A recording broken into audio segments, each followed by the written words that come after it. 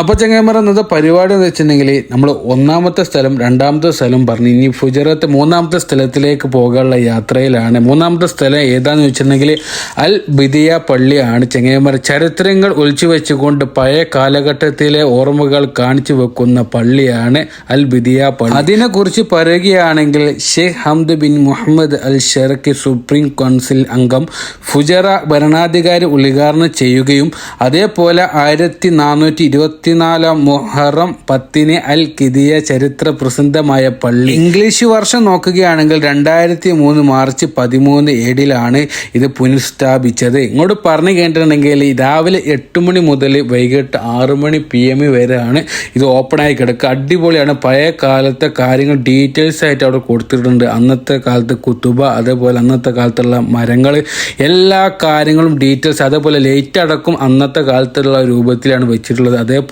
കിണർ. ഈ പള്ളിന്റെ മുകളിൽ ഒരു മല ഉണ്ട്. അതിന് മേലേക്ക് കയറി കഴിഞ്ഞിട്ടുണ്ടെങ്കിൽ മുന്നിലുള്ള കടൽ മൊത്തമായിട്ട് കാണാട്ട് ഭയങ്കര വ്യൂ ആണ്.